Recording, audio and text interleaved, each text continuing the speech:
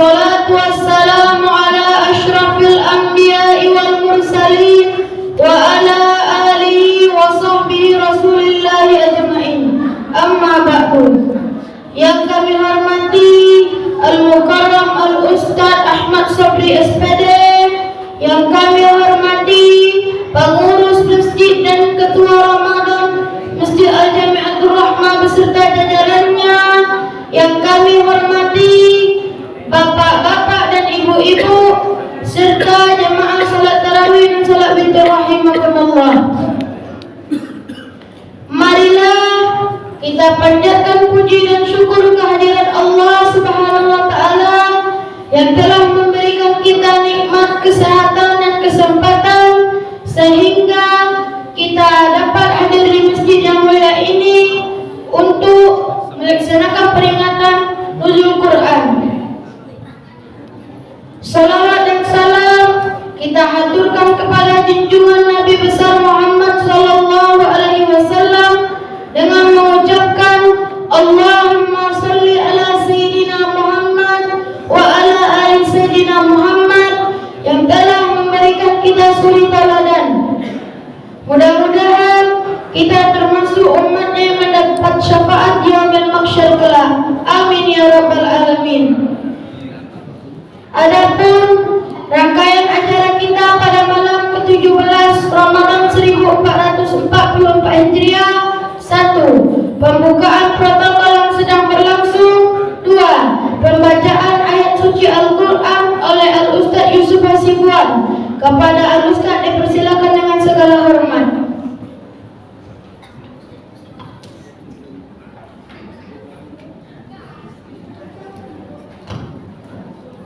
Assalamualaikum warahmatullahi wabarakatuh.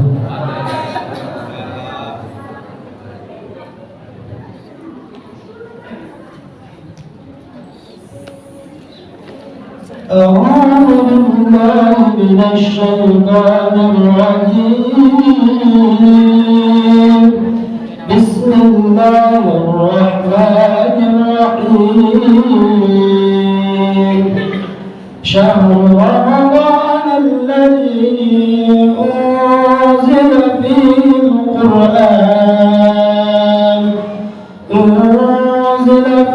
القرآن هدى للناس وبينات من الهدى والفرقان، فمن شهد منكم الشهر فليصم، ومن كان مريضا أو على سفر فعدة من أيام أخر، يريد الله بكم اليسر ولا يريد بكم العسر، ولتكملوا العدة ولتكبروا الله على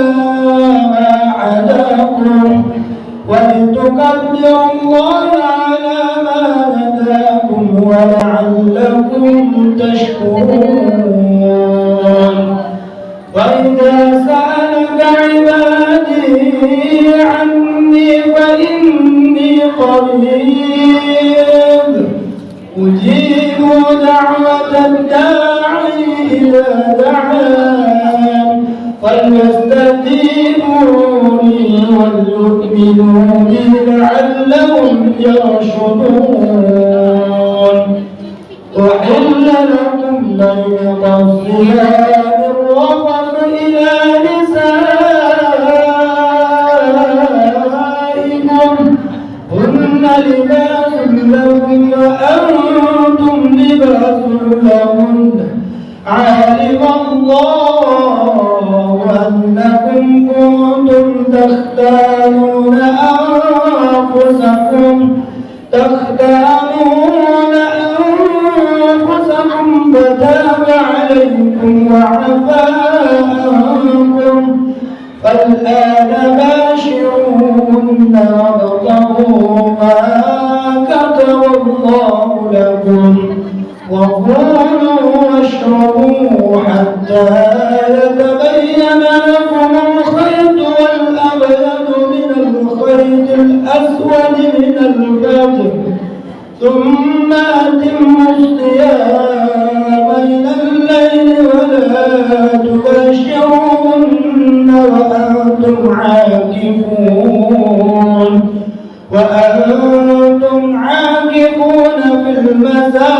المسجد تلك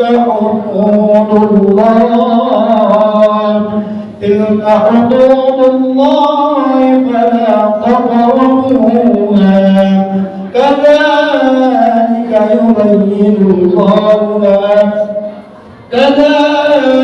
يبين الله آياته للناس لعلهم يتقون كذلك يبين الله آياته للناس لعلهم يتقون صدق الله العظيم. Assalamualaikum warahmatullahi wabarakatuh. Waalaikumsalam warahmatullahi wabarakatuh. Terima kasih kepada Al-Ustaz yang telah membacakan ayat suci Al-Quran. Acara selanjutnya tausiah yang akan disampaikan oleh Al-Ustaz Ahmad Sobri SPD dengan judul Nuzulul Quran. Kepada Al-Ustaz dipersilakan dengan segala hormat. Bismillahirrahmanirrahim. Assalamualaikum warahmatullahi wabarakatuh. Waalaikumsalam warahmatullahi wabarakatuh. Alhamdulillahi rabbil alamin. Anzalal Qur'an hudal linnas wa bayyinatin minal huda wal furqan. Asyhadu an la ilaha illallah wahdahu la syarika lah wa asyhadu anna sayyidana Muhammadan abduhu wa rasuluh. Allahumma shalli ala Muhammad wa ala alihi wa sahbihi ajma'in. Amma ba'du. Alhamdulillah, pada malam yang berbahagia ini kita bersyukur kepada Allah Subhanahu wa taala, kita mendapat nikmat yang besar, nikmat yang diakui Allah SWT dan seluruh alam. Nikmat itu adalah kita dianugerahi malam yang terbaik di antara malam-malam Ramadan, yaitu peringatan Nuzul Quran. Dan malam itu adalah malam di mana menentukan nasib kita. Dengan turun Al-Quran ini menentukan kehidupan kita dan menentukan kehidupan hidup dunia ini. Kalaulah Al-Quran itu mungkin tak turun pada bulan Ramadan ini dan tak sampailah dia kepada kita, kita bisa bayangkan Bapak dan Ibu bagaimana susahnya kita hidup tanpa petunjuk dari Allah SWT yang mengatur kehidupan ini. Yang ini perlu kita ingat, mengapa kita membuat peringatan Nuzul Quran ini di bulan Ramadan. Di bulan Ramadan adalah semua kitab suci itu diturunkan di bulan Ramadan. Mulai dari kitab Taurat, kemudian diikuti oleh kitab Zabur, diikuti oleh kitab Injil, dan terakhir Al-Quran. Ada sebelum Taurat itu kitab atau suhuf yang turunkan kepada nabinya, yaitu Nabi Ibrahim alaihissalam. Maka kata Nabi sallallahu alaihi wasallam dalam hadisnya menyebutkan bahwa semua kitab suci diturunkan pada bulan Ramadan. Oleh karena itulah mengapa bulan Ramadan ini menjadi bulan yang paling mulia. Apa sebab bulan Ramadan mulia? Dia lebih daripada bulan lain karena diturunkannya padanya kitab-kitab suci. Allah pilih di Ramadan ini menurunkan kitab suci semuanya. Maka Nabi menyebutkan dalam satu hadis, unzilat suhuf Ibrahim alaihissalam fi awali lailatin min Ramadan. Kemudian wa unzilatit Taurat fi sittin mudayyanu min Ramadan. Kemudian wal Injil bisalasi isratin khulatu min Ramadan wa unzilatil furqan di 24 khulatun min Ramadan. Suhuf Nabi Ibrahim, suhufnya Nabi Ibrahim diturunkan pada awal malam-malam Ramadan. Kemudian diturunkan Taurat. Taurat ini diturunkan kepada Nabi. Taurat diturun kepada Nabi. Nah, nanti ada pertanyaannya, ada amplopnya. Nah, ada nih, satu putri satu putra. Taurat diturun kepada Nabi Musa yang dapat semua amplopnya. Kemudian wal Injil diturun kepada Nabi Isa. Injil ini diturunkan, kata Rasulullah, diturunkan pada Ashratun Khulatun min Ramadan, yaitu diturunkan pada tanggal 13 Ashrun Wasulatun min Ramadan, diturun kepada tanggal 13 Ramadan. Wa anzal al-Furqan di 24 min Ramadan, dan diturunkannya Al-Quran pada tanggal 24 Ramadan. Ini sangat penting kitanya. Nabi menyebut 24, kita memperingatnya 17. Dan untuk diketahui, di Timur Tengah itu hampir merata memperingati Al-Quran pada tanggal 27 Ramadan. 24 ini tak ada. Di Indonesia dan khususnya Asia Tenggara melakukan peringatan ini hampir semuanya tanggal 17 Ramadan. Mana dasarnya? Rupanya ulama yang membuat ini. Ini mau peringatan 17 atau 27 ulama. Ya karena memang tak ada tuntunnya dari agama, dari syarak tak ada, dari hadis tak ada harus peringatan sekian-sekian. Ulama yang membuat. Maka Indonesia mengkhususkan tanggal 17. Dari mana datangnya? Ya ini dari firman Allah terdapat dalam surah Al-Anfal ayat 41 yang kita baca dari awal tadi. Kata Allah, in kuntum amantum billah wa ma anzalna ala abdina yawmal furqan yawmal taqal jam'an wallahu ala kulli syai'in qadir. Yaitu jika kamu beriman kepada Allah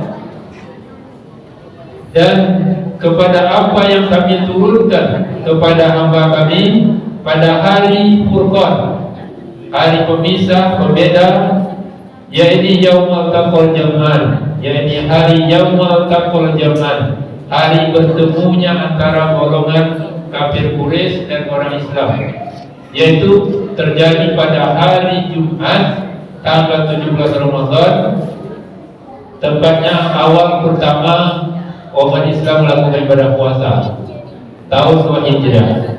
Jadi tahun 2 Hijrah itu Bapak dan Ibu atau adik-adik adalah tahun pertama diwajibnya umat Islam berpuasa, tahun 2 Hijrah. Dan bertemunya pasukan antara kafir dan muslim terjadi perang Badar. Perang Badar itu terjadi pada 17 Ramadan, hari Jumat. Bayangkan itu. Puasa pertama dalam Islam. Puasa pertama itu. Kemudian disuruh berperang. Berperang itu langsung waktunya lama waktunya. Dan umat Islam satu pun tak ada berbuka misalnya.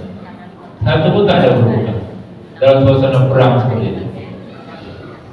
Semangat kali mereka. Berperangnya bukan malam hari tapi siang hari. Itu sejarah puasa, bahwa puasa ini dimulai memang dari yang susah. Jadi puasa kita ini, Ramadan kita ini tidak dimulai dari yang enak-enak, dimulai dari yang susah.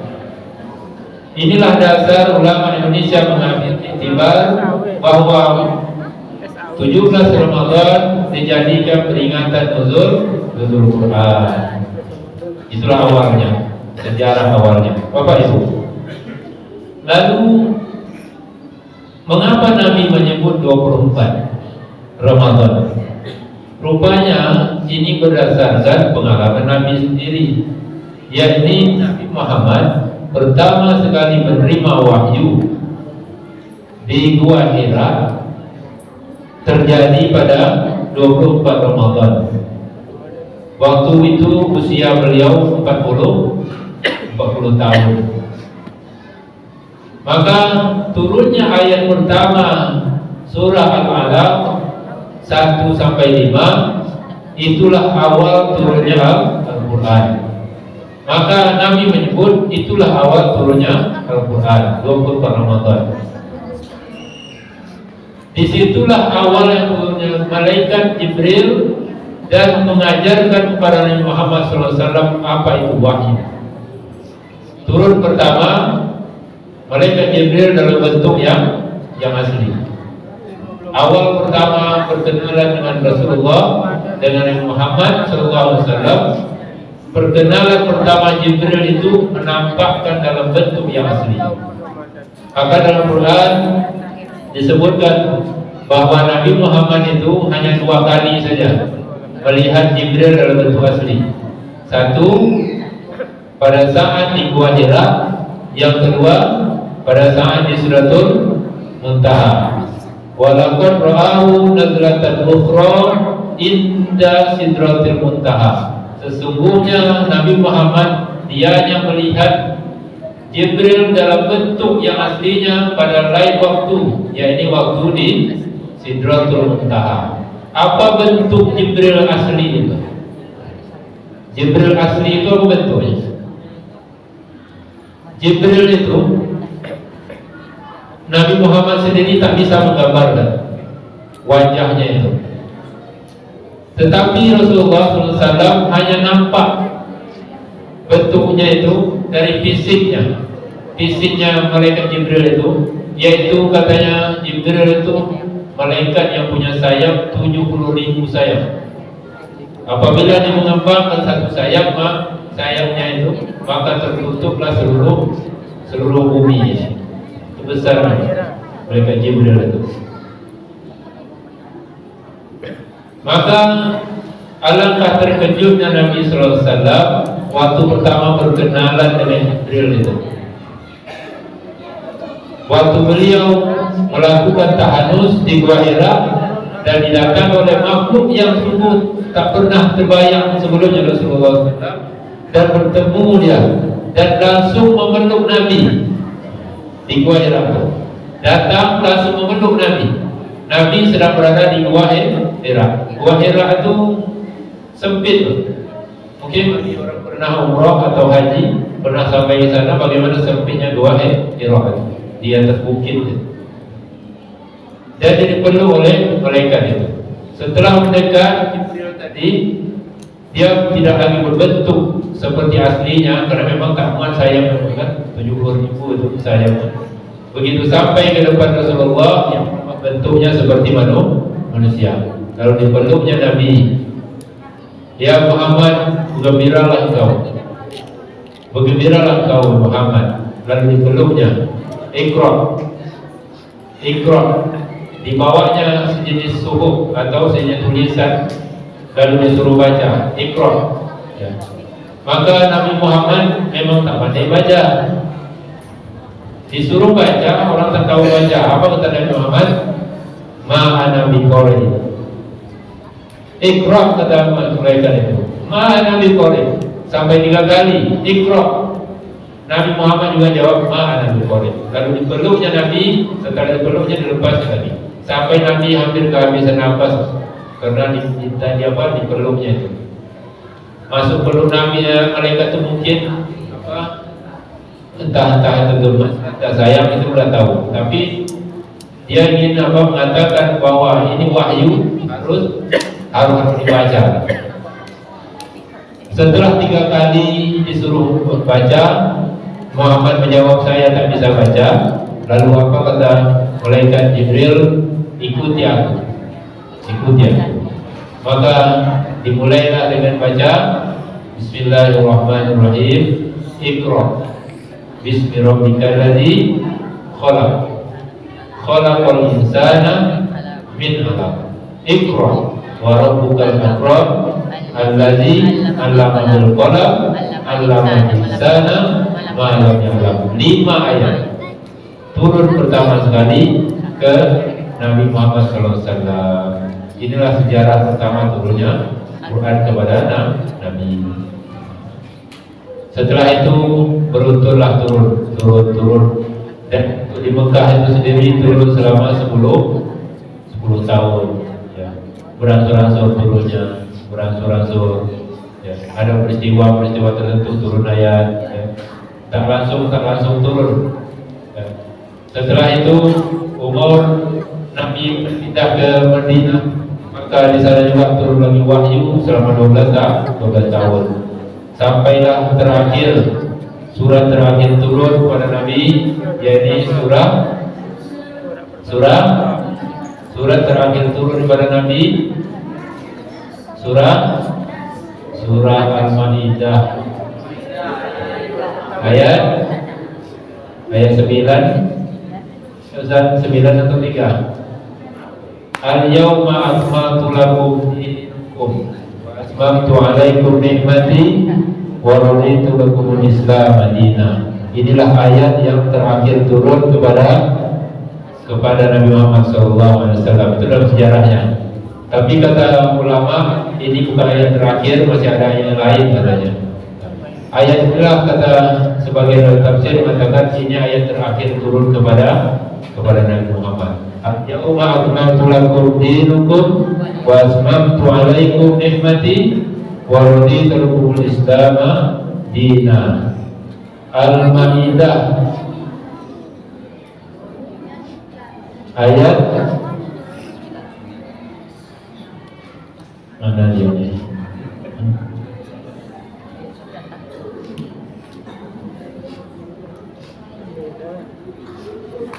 Ayat 3. Ayat 3. Kalau dibuka Quran temu pada akhirnya itu al-yawma akmaltu lakum dinakum. Pada hari ini aku sempurnakan padamu agama. Wa atmamtu alaikum ni'mati, dan aku sempurnakan nikmatku padamu. Wa raditu lakumul Islam madina, dan aku redha Islam sebagai agama. Ayat ini menunjukkan apa? Sempurnalah Islam dan sempurnalah nikmat Islam kepada Nabi. Dan ujung-ujungnya setelah ayat ini dibacakan, maka ada salah seorang sahabat menangis. Siapa itu? Yaitu sahabat Umar. Beliau mengatakan kalau agama tak sempurna, berarti Nabi akan diambil lagi. Nabi akan meninggal, maka menangislah dia. Sementara sahabat-sahabat lain suka, senang. Apa sebab? Karena agama telah sempurna. Di perjuangan tak berat lagi, tak seperti dulu lagi katanya. Tapi ada sahabat yang menang. Apabila telah sempurna agama, berarti Nabi akan meninggal. Bapak Ibu, itulah sejarah Quran. Kalau kita ingin baca dan ulang-ulang kembali, sebenarnya banyak hal-hal yang harus ambil faedah atau manfaat dari peringatan Al Quran itu sendiri.